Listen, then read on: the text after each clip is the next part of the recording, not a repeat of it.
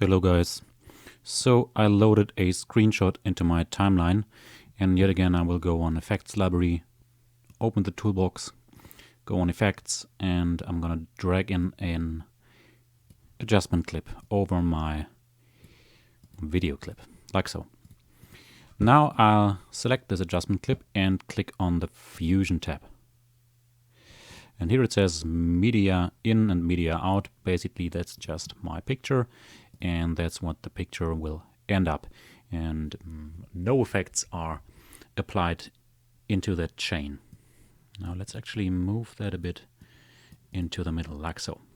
Now I'm gonna select the media input, and I'm gonna click this button to add a background. Now several things happening here. Looks a bit strange. What that should look like is this. I just added a background that lays on top of my media input, right? There is my picture, and on top of my picture now is a background. So it's actually not a background, it's a foreground. And I can change the color here because I selected it here. See that? Now, let's say I wanted to add a mask so that only a certain selection of my background, or in this case my foreground, is visible. I'll select the background and click on rectangle. Now only the rectangle of my background is shown on top of my picture. I hope that makes sense. Here is my picture. This is still the picture. On top of the picture lays a background, which is actually a foreground, and of that background I only selected the rectangle to be shown. Now I'm going to click on rectangle, and I'm gonna increase the border width first. Look at that. And I'm gonna uncheck solid, and here is my rectangle. So just to emphasize this, what we are seeing here is a mask that shows us only this rectangle of that background. If I was to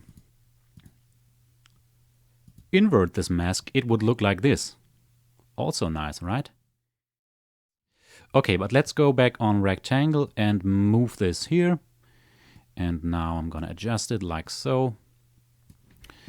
And let's decrease the border width slightly, like so. And maybe change the corner radius just to smoothen out the edges a bit. And let's have a look. That's okay for now. Let's look at some other adjustments here. See, for every node you can do adjustments inside your inspector. And one thing you can adjust is the length. Now wouldn't it be nice if we had an animation like this, okay?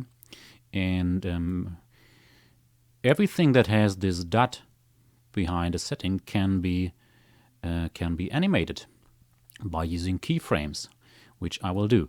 Now what you can see here is the length of our adjustment clip, right? And I'm going to set the cursor to the beginning of our adjustment clip, select the rectangle, and now I'm going to add a keyframe, and I'm going to write in this information of my length of 0. Okay, and now let's play the clip. And let's say at this point we want to add another keyframe of the length. I'm going to click here again, and at this point we want the length to be filled out completely. Now if we play the clip, we get this animation, right?